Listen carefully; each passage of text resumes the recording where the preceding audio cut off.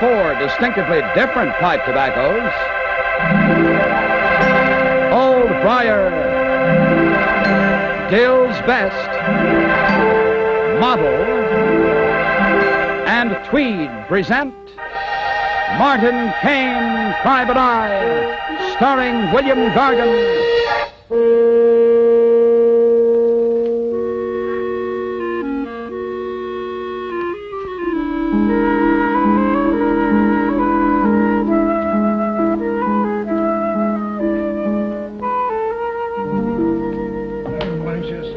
Come on, Miss. My mail, sister, please. Ain't much here for you. No. Just this note here from Madam. Madam, what does he want? What you want to see you for, Mr. Smith? You back in your rent? Oh, hardly, Chester, hardly.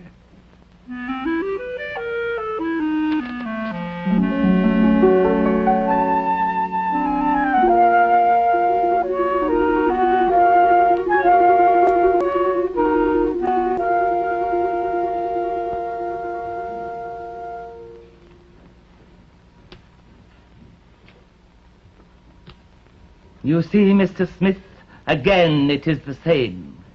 Always the cards give you the same warning. As a casual man, Mr. Smith, a man of the business world, you cannot afford to deny the knowledge of the cards.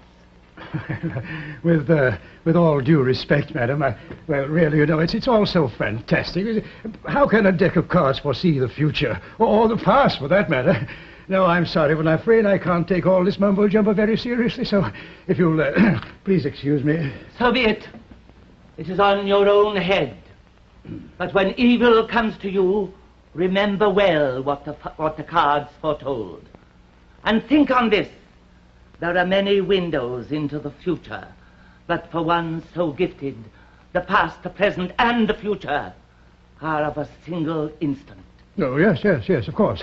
I don't mean to doubt your skill in these matters, but not at all. But, all right, if you please allow me. Mr. Smith, you are a guest at my hotel.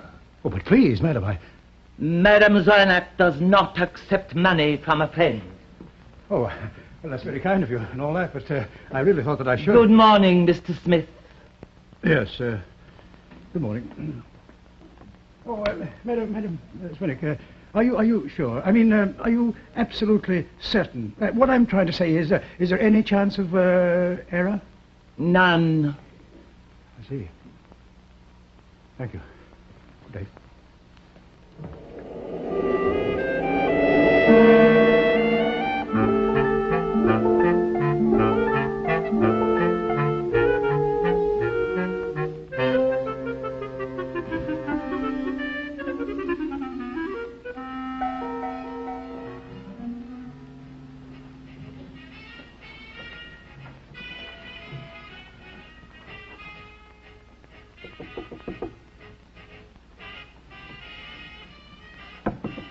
Yeah, what is it?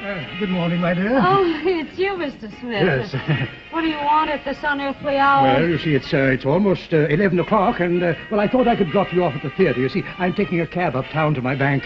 Oh, that's so sweet of you, Mr. Smith. Thank you. But I ain't working at the Gaiety no more. What? I dropped my last spangle for them boobs last night. You mean you've actually quit that awful place at last?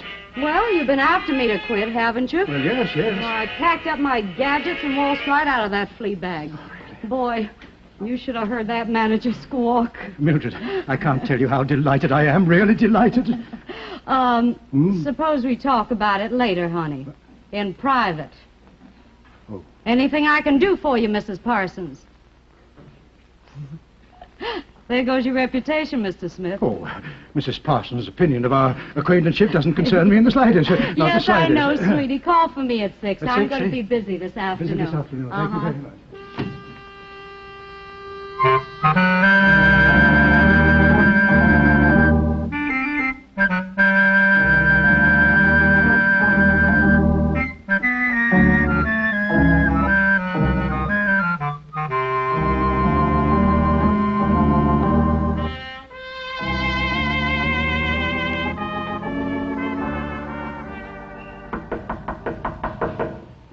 Well, the door's open. Come on in. Mr. Kane? Mr. Martin Kane? That's right. Mr. Kane, I'm in dreadful trouble. I want you to help me. I beg of you, please. Well, that's part of my job to help people. Won't you have a seat, Mr. Smith, Warren A. Smith. All right, now have a seat, please. Take it Thank easy, you very and much. let's start at the beginning. My life savings, Mr. Kane. $10,300, stolen or lost, not more than 20 minutes ago. Did you notify the police? No, I didn't. Why not? Well, because I think I know who's behind this terrible business, and, I've been such a fool. Such a fool. Why, you still haven't answered my question. Oh, well, you see, Mr. Kane, there's someone very, very dear to me, and I wouldn't want that person to find out how gullible I've been. A woman, Mr. Smith? Yes. Yes, you see, if I prosecuted, well, there'd be investigators, I newspapermen... see. You want me to conduct an investigation on the QT, is Yes, that right? yes, I don't want to prosecute. I just want my money back. All right, now suppose you give me the details. Well, it was at my bank. I had the cash with me, and it was just during the noon rush hour. Yeah. You see, I was going to deposit my money in another bank, the City Savings, as a matter of fact, 8 blocks away. But when I got to the City Savings, my money was gone, missing from my pocket. Which pocket? This one. It was in a large brown envelope with my signature affixed to the top right-hand corner. Now, what was the idea of switching banks? Oh, that's where I was so incredibly stupid. I did it on the advice of a fortune teller, a Madame Zwinnock. $10,300. I'd no idea our Mr. Smith was so well off. I tell you, madam, it was like bagging a lame pigeon. The easiest dip I ever made. Why, the poor sap never even knew I was in the crowd. Ha! Hold it, Madam See-All. I'm taking my cut now. I'm checking out of this bedbug roost. You talk like an idiot, Leo Lynch. You'll stay put till I decide it's safe for you to leave. When you have money, you drink too much and blab everything you know. I said I was checking out of here. Leaving town. I say you'll stay. That's good advice, Leo. I'd take it if I was you. Cops might rumble if a well-known pickpocket like yourself was to suddenly drop out of sight. How did you get in here? Don't tell me you ain't never used the balcony that connects all 3 rooms, yours, mine, and Leo's. Fire escape. Bright boy. How'd you get wise? Well, Mr. Smith and I are, how shall I put it, close friends? He told you about my readings. Uh-huh. I spotted it for a con job right off. Then when Mr. Smith said he was going down to the bank this morning, and I seen a light-fingered little playmate here coming out of this room... Why, you sneaking... Hey, right where you are, Buster. Now, Madam Zwienek, put that envelope on the table. Put it down, right now. Little Mildred will mind it, while the 3 of us wait for the heat to blow over. You ain't cutting yourself in. No? Maybe you'd rather I talk to the cops. You didn't have that gun... Leo! Let her take the money. For the present, Miss Lowe is our partner. But only for the present.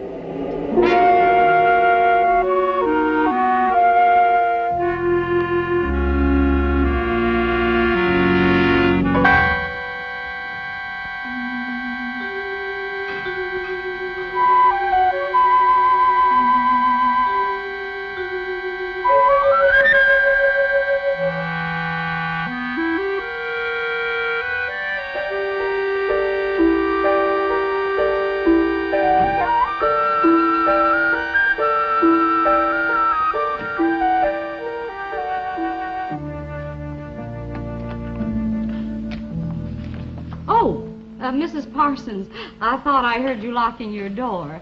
Would it put you out any to drop this in the mail for me? Not at all, Miss Lowe, since I have letters of my own to post. Thanks.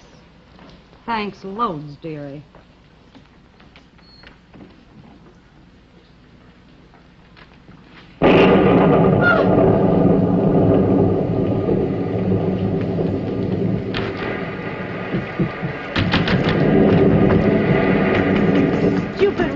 It's jammed. Oh, what's the use? It's broken.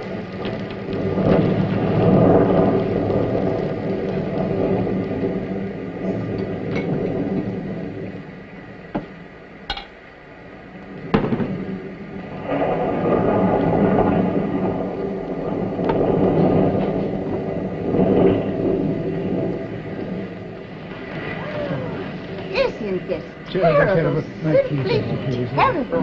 Oh, Mr. Smith, I wonder if I could impose upon you. I hate to do this, but you know this awful storm, and I must post these letters. You see, my sister is expecting. That is, my sister's daughter is expecting. I'll be happy to post them for you. Thank you. You see, I was going to... Oh, dear. Oh, clumsy. No, not at all. It was my fault, I'm afraid. I am so sorry.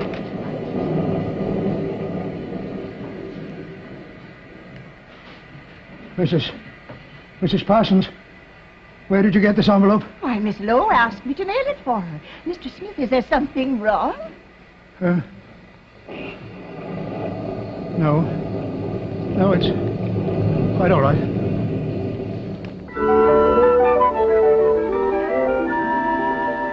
Good morning, Happy. What's the good news?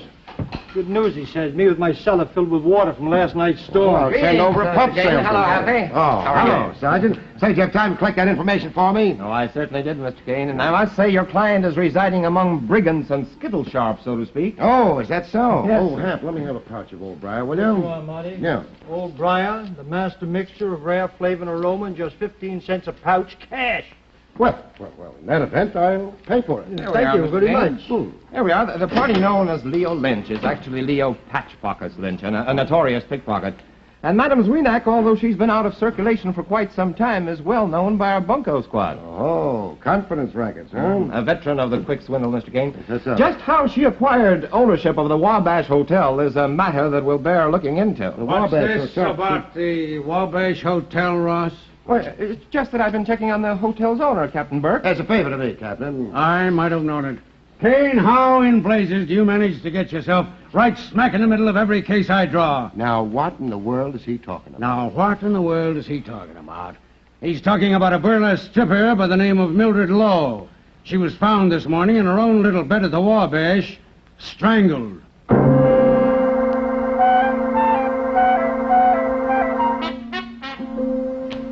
Well, that just about covers all the physical evidence. The medical examiner places the time of murder at about 3 this morning. The murder weapon was 2 towels knotted together to form a strangler's noose. The room was locked and chained from the inside, and the door was forced open by the porter and Madame Zwienak. And the only entrance besides that was through this window by way of the fire escape. And we didn't find any footprints in the mud down in the alley. Well, obviously, an inside job. Oh, the killer must have come from one of the 2 adjoining rooms connected by the fire escape, Mr. Kane. Yeah. Madame Zweenak's next door, or Leo Lynch's beyond that. Uh-huh. Well, looks like she might have been drinking a little bit, huh? Well, she's packing up all her things. Apparently, Miss Lowe expected some sort of violence last night. Yes, but it looks like she bent the elbow plenty over there. And, yes, she certainly did, because, you know, that bottle is almost empty. She's been drinking rather immoderately, wouldn't you? Immoderately? Yes. I'd say she'd been boiled. Yeah, looks like she slept through her own murder. Well, that's very funny, Kane. All right, Sergeant, come on, we'll get downstairs and question the guy, that sucker who was taken for his dog. Oh, Mr. Smith is next door, attempting to call Mrs. Parson, Captain.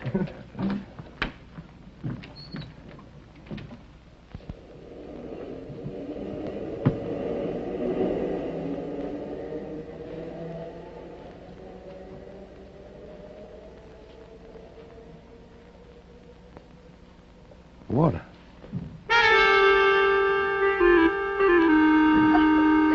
So, Captain, you can imagine my surprise when Mrs. Parsons handed me the very envelope to which my signature was affixed and which contained my life savings.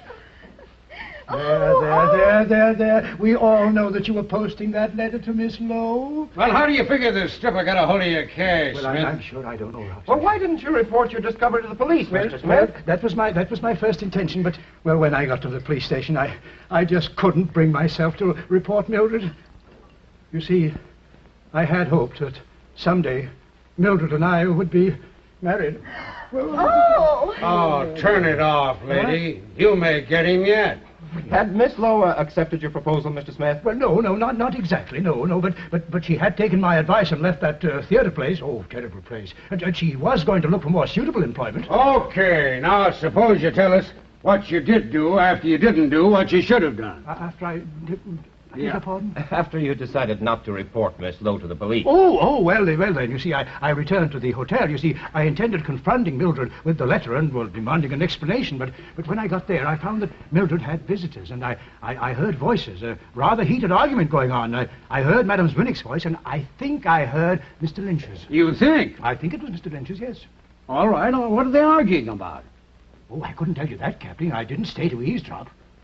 So I left the hotel for about an hour, and when I got back, I found Mildred, and she was all alone. But she was so nervous, frightened, so perturbed, in fact, that, after a few minutes, I thought I'd better leave.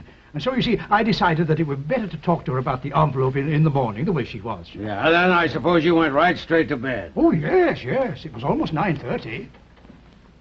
Oh, brother.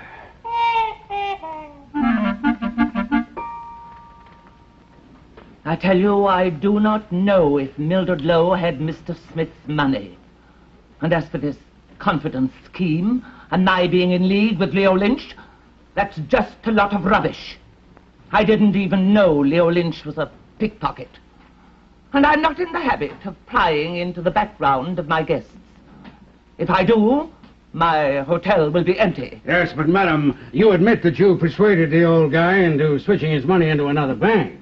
I told him exactly what I saw in the card. Well, what did you see in that deck for the burlesque queen, madam? Mildred Lowe was a disturbed personality and was destined to a violent end.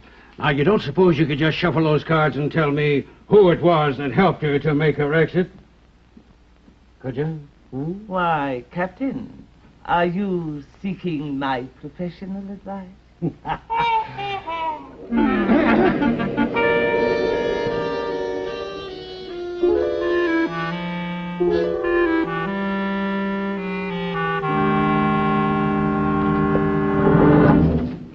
Well, if it ain't the private snooper himself.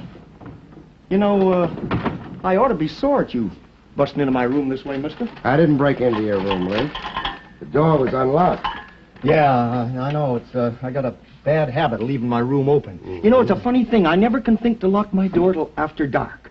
You know, that's when the creeps generally start prowling these neighborhoods. Mm-hmm. You didn't happen to run across a clean shirt anywhere in here, did you? No, but I found something else. Like what, for instance, Kane? This, Captain.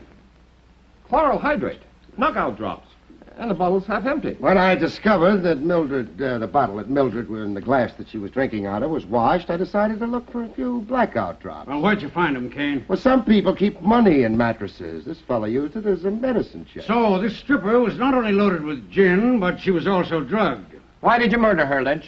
Did she recover from the effects of the chloral hydrate while you were searching her room for the money? What money? Oh, now, look, Lynch, we happen to know that you were in her room around 9 last night, and you were having a hassle with her over old man Smith's money. You're kidding. How did Mildred come to hijack the dough? I repeat, what dough? All right, then. What was that bottle doing in the mattress? I don't know. I never saw the stuff before. Next thing, he'll be claiming that somebody planted it there. Could be. What? I wasn't in my room last night. Just where were you? In and out, around the hotel lobby. All night? You know, some nights I just can't sleep. I notice you haven't any towels on your rack, Mr. Lynch. Where are they? Yeah. Could they be tied around Mildred's neck?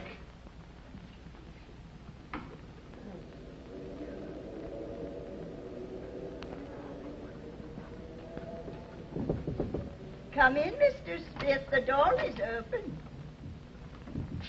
Oh, it's you, Mr. Kane. I thought it was Mr. Smith. He's been so kind. Well, that's nice. Mrs. Parsons, do you think you're able to get up and go down to police headquarters? Police headquarters? Yes, you see, Captain Burke is about to arrest Mr. Lynch, and we'll need a statement about Mr. Lynch from everybody that lives on the floor. Of course, it's just routine, and if you don't feel well enough, why, we can take a deposition. I shan't indulge myself. You know I never yet have shirked my duty as a citizen. I see. I never liked that man, that Mr. Lynch, shifty. From the first time I laid eyes on him, I said to myself, Agatha Parsons, there is a shifty type. Oh, Mr. Kane. Yes, just I sit right wonder if you'd get me a glass of water from the bathroom. Yes, with pleasure. Oh, that door's been permanently locked for 10 years, Mr. Kane. I'm afraid you'll have to get it through the hall doorway. Door that's been permanently locked? The new key, it doesn't fit.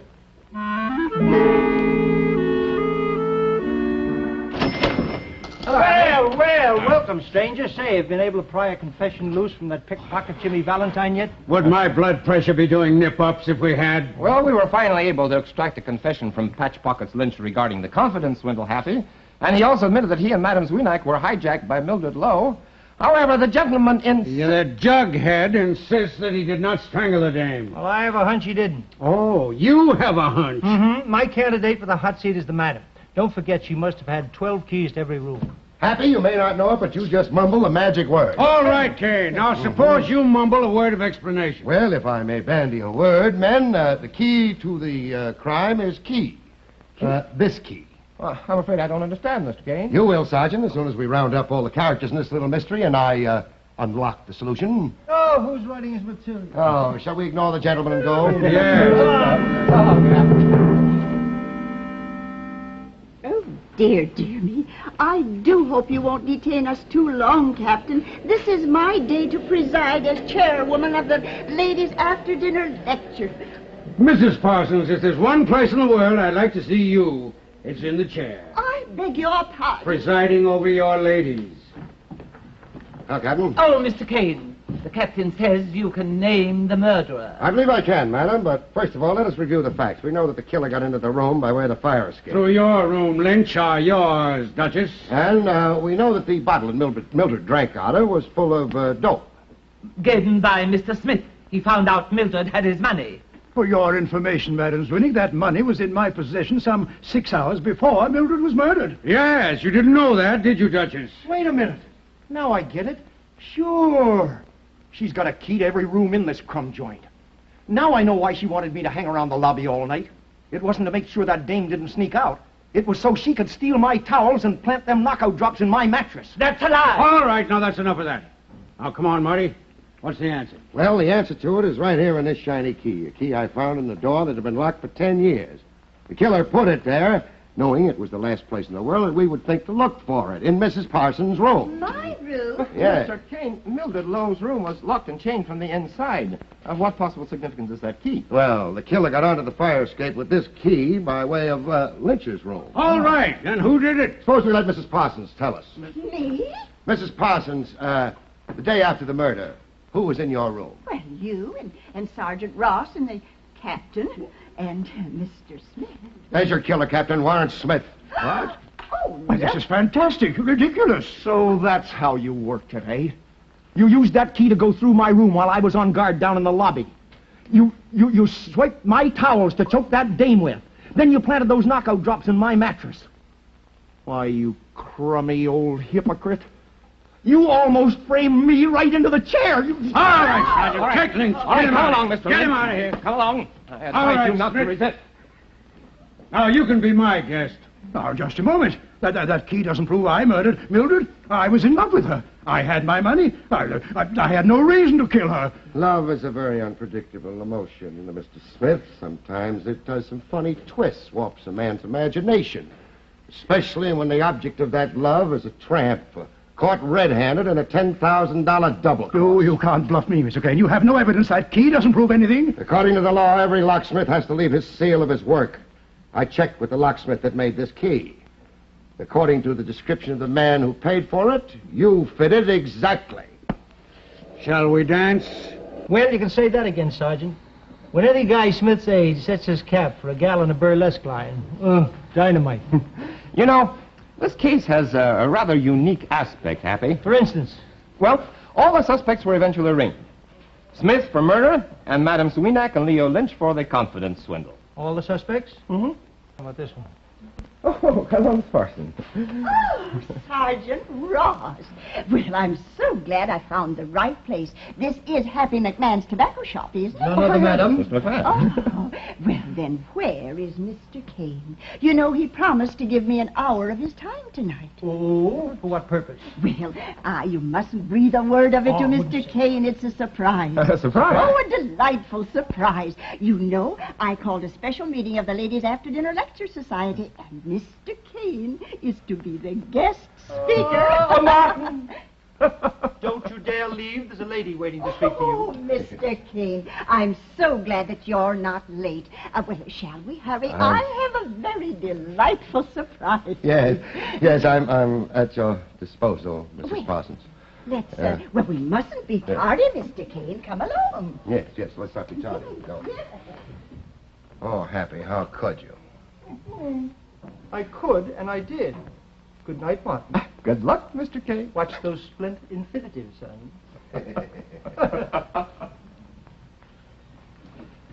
Good night, folks. See you next week.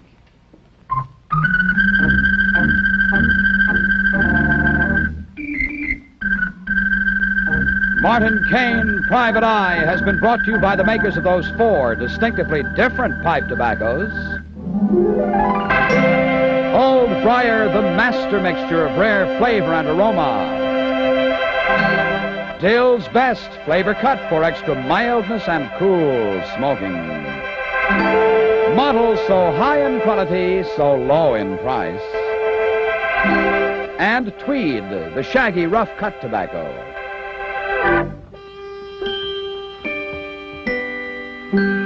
One of the 4, just right for your tobacco taste.